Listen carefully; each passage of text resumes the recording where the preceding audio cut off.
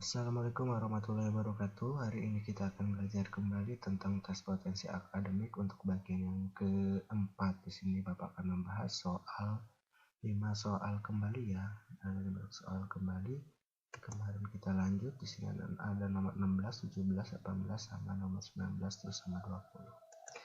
Nah, jika 3R dibagi 6 sama dengan 6S, maka 3R dikurang S per S sama dengan, itu ya berapa ya? Nah, kita sekarang kotret dulu. 3R dibagi dengan 6 sama dengan 6S. Oke, Bapak coret 3 sama 6-nya. 3 dibagi 6 kan dapatnya 1 per 2R sama dengan 6S, atau R per 2 sama dengan 6S. Berarti kalau S-nya kita dapatkan berarti R per 2 dikali dengan 6. Berarti jawabannya di sini R per 12. 12 dari mana? 2 kali 6 itu 12 sama dengan S. Gitu ya. Terus di sini ada soal yaitu maka 3R dikurangi dengan S dibagi dengan S. Setiap S-nya kita ganti menjadi variabel R. Ini R nih. Ini R. Berarti di sini kan kita ubah menjadi 3R dikurangi dengan R per 12. S-nya diganti menjadi R per 12. Berarti di sini 12 R per 12 dibagi dengan S. 3R dikurangi R per 12 disamakan penyebut. Nah, anggap aja di sini ada 1, berarti penyebutnya dia 12. Penyebut 12 per S. Oke, ini kita hapus dulu ya, sebelah atas sedikit. Nah, oke, 12 dibagi 1 kan 12. 12 kali 3 dapatnya 36. R nya ditulis kembali 36. R dikurangi, kenapa dikurangi? Karena di sini kurang. 12 dibagi 12 itu 1. 1 kali R itu tetap R. Ini 36, berarti S-nya ini kita ubah lagi. S ini menjadi R per 12 karena setiap ada S kita ganti dalam bentuk variabel R. Berarti di sini kita dapatkan R per 12. Nah, ini yang diganti menjadi R per 12. Itu kebayang ya. 3R dikurangi R per 12 itu menjadi 36R dikurang R per 12 per S. S-nya R per 12. Berarti 36 dikurangi dengan R kan dapatnya 35 tuh. Ya, 35R. Oke, 35R per 12 per R per 12. Oke, berarti 3R dikali dengan, di sini bukan 13 tapi 12. Oke. Sorry, di sini dia 12, di sini juga 12. Berarti di sini dia 12, di sini juga 12. Atas sama yang paling bawah berarti 35R dikali dengan 12 per 12 tengah dengan tengah 12 kali R. Bisa kita coret di sini. 12 kita coret, R-nya kita coret. Yang tersisa adalah 35. Ya, berarti jawabannya nomor 16 itu adalah 35E. Oke, sekarang kita lanjut ke nomor 17. Lanjut ke soal nomor 17.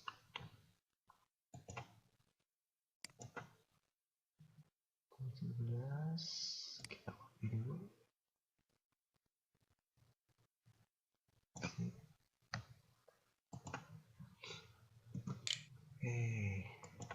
Nilai dari AK akar 174,5 itu sama dengan 13,2. Dan akar dari 17,45 itu adalah 4,18. Maka nilai dari 174.500 adalah berapa? Nah, kita coba. Kamu perhatikan, kalau ada 174,5 itu sama aja dengan 13,2. Kalau ada 17,45 sama dengan 4,1. Nah, triknya di sini bagaimana caranya kita ubah menjadi bentuk seperti ini atau kita ubah bentuknya menjadi seperti ini. 17,4. Nah, ini kalau misalkan Bapak kotret, berarti di sini 174.500. Nah, kalau misalkan 174.500 ini kan sama aja dengan akar dari 174,5 kali dengan 100 gitu ya, kali dengan 100. Jadi hasilnya karena nolnya ada 2, berarti kalau begitu disederhanakannya kita ubah ke bentuk pecahan ke pangkatan 1745 dikali dengan 10 pangkat 2. Ini kalau misalkan Bapak ubah bentuknya seperti ini. Nah, sekarang kalau misalkan Bapak pengen menambahkan koma di sini, berarti pangkatnya dia nambah. Berarti kalau begitu 4,5 itu berarti dikali dengan 10 pangkat 3 karena komanya di sini 1.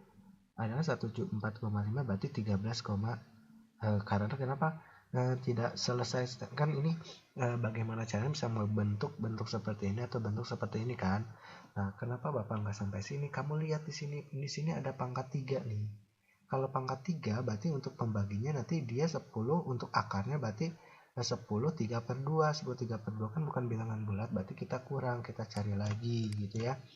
Berarti kalau komanya Bapak taruh di sini maka pangkatnya dia nambah. Berarti 17,45 dikali dengan 10 pangkat 4 ya. Nah, kalau begitu, kalau 17,45 kali 10 pangkat 4 itu kan sama aja dengan 17,45 dikali dengan 10 pangkat 4 akar. Itu kalau dipisah ya. Kalau dipisah seperti ini.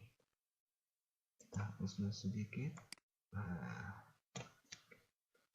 Nah, sekarang 17,45 itu hasilnya adalah 4,18 dikali dengan 10 pangkat 4 diakarkan, berarti 4 dibagi 2 di sini karena ada 2, 4 bagi 2 itu adalah 2, berarti di sini 2 gitu ya. Berarti kalau misalkan 4,18 kali 10 pangkat 2 ada nggak ada.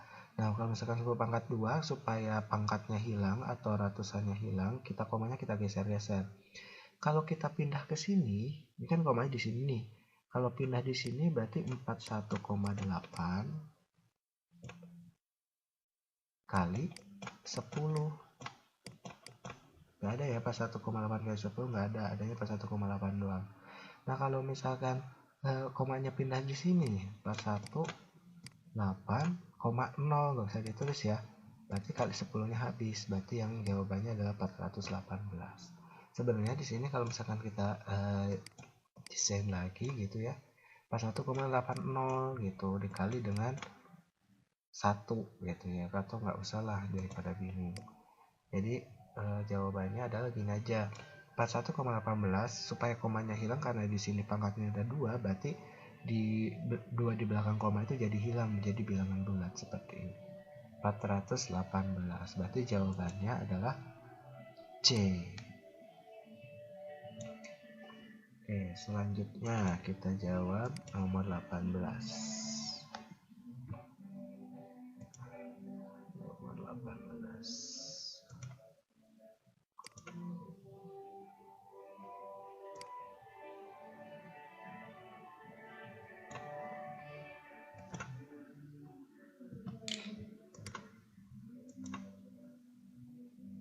Nomor 8 bilangan 2 pangkat 5, 5, 5, 5 5 pangkat 222 dan 3 pangkat 333 diurutkan dari yang terkecil. Ingat, ini dari yang terkecil ke besar. Dia mintanya kecil ke besar. Ini kita hitung aja dulu, 2 pangkat 55 berapa, 5 pangkat 22 berapa, 3 pangkat 33 itu berapa. Nah, karena dia, kamu perhatikan di sini banyaknya pangkat itu sama 4 nih keberuntungan nih, 4. Nah, berarti ini kita cukup menghitung sampel satu aja gitu. Contoh sampel tuh satu, misalkan 2 pangkat 5, gak mesti harus 555, kita ambil aja sedikit dulu. 2 pangkat 5 itu berapa? 2 pangkat 5 itu kan terdiri dari 2 kali 2 kali 2 kali 2 sampai 5 kali kan. 2 kali 2 4, 8, 16, 32, berarti 2 pangkat 5 itu adalah 32. Nah, sekarang 5 pangkat 2 ambil aja dulu 1. 5 pangkat 2 itu kan 5 kali 5 berarti 25 gitu ya. 3 pangkat 33 itu kita ambil aja 1. 3 pangkat 3. 3 pangkat 3 itu kan 3 kali 3 kali 3 gitu, 3 kali kan, berarti dapatnya 27. Kalau diurutkan dari yang terkecil sampai yang terbesar, berarti ini yang pertama. Yang pertama adalah 5, selanjutnya dia 3, selanjutnya dia 2. Gitu ya, berarti 532 di mana? 532. Nah, 532 ada di sini, B ya. Dari yang terkecil soalnya sampai yang terbesar. Ini cukup sampel aja. Selanjutnya nomor 20. Oke, 20.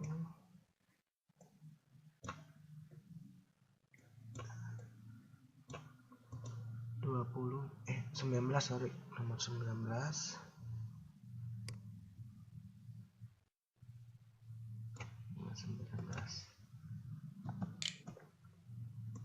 Oke, 0,25x tambah 0,75 dibagi x kuadrat min 3x min 18. Nah, kalau trik Bapak 0,25 itu Bapak ubah menjadi bentuk pecahan dulu ya. Ini kan bentuk desimal. Misalkan untuk pecahan 0,25 itu kan sama aja dengan 1/4 x ya. Terus ditambah dengan 0,75 itu sama aja 3/4 per x kuadrat min 3x min 18. Oke, langkah selanjutnya, kalau langkah dari Bapak, x ini dulu kita faktorkan dulu. Bahkan misalkan ada perputaran seperti ini, berarti harus ada yang dicoret apa yang cepatnya gitu ya. X kuadrat min 3x min 18 kita faktorkan. Kalau dikali dia min 18 dari mana? Dari sini. Kalau ditambah dia harus min 3 dari sini.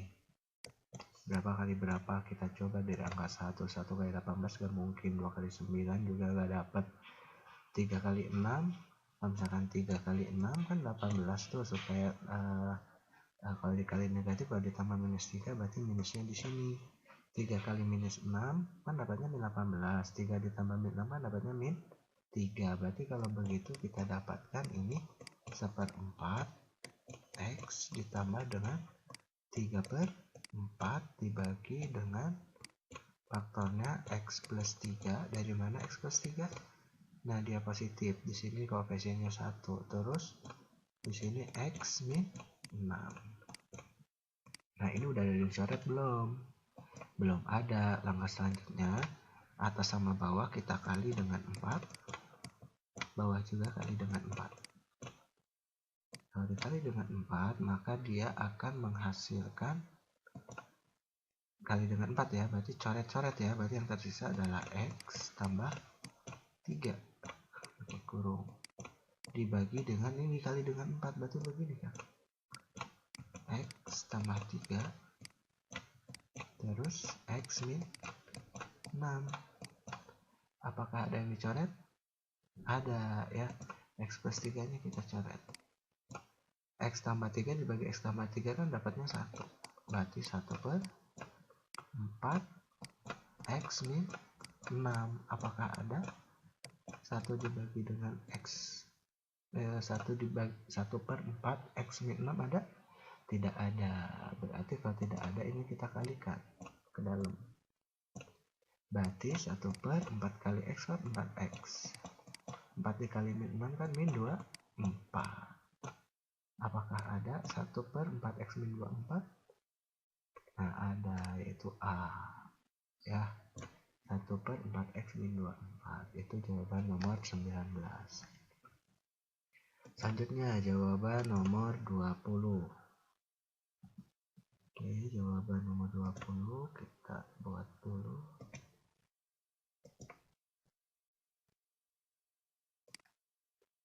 Jawaban nomor 20.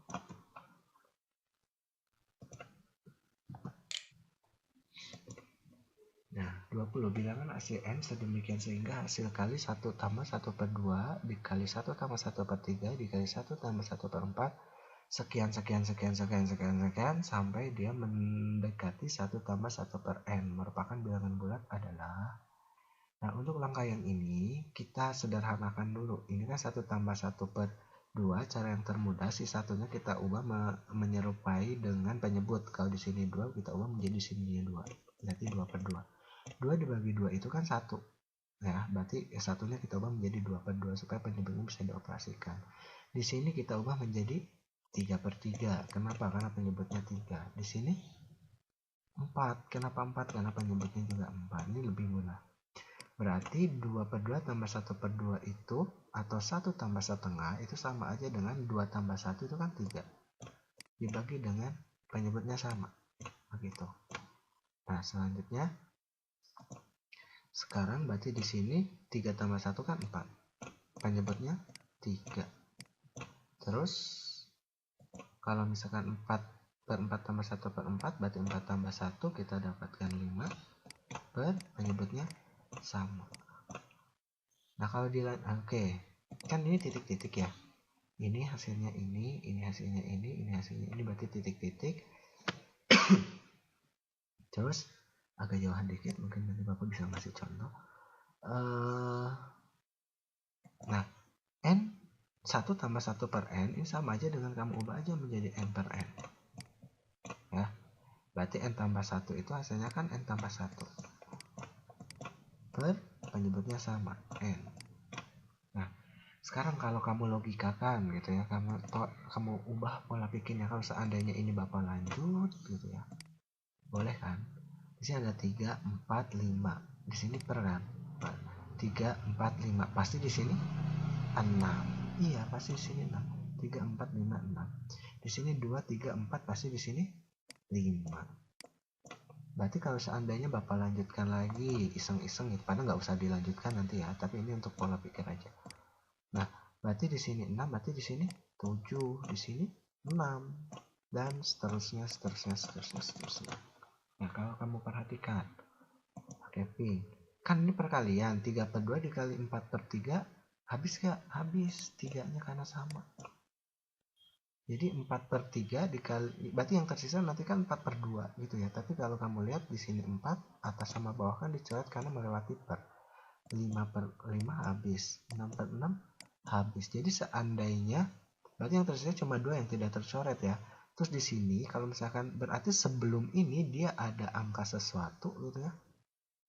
Nah, di sini tuh nanti ada, ini titik-titik ya, titik-titik. Misalkan di sini ada angka sesuatu yang pasti di atasnya M. Ya, dan ini ada sesuatu yang sudah habis dengan yang sebelah sini, dan ini nanti dia akan habis dengan ini. Kebayang ya, logikanya gitu ya. Jadi kalau misalkan di sini ada 4, anggap aja dia n, pasti di sini dia 4 juga. Kalau di sini dia ada 3, pasti di sini ada 3. Ini kalau ngitung balik. Kalau misalkan di sini 6, di sini ada 6. Jadi kalau seandainya di sini n, berarti di sininya ada n.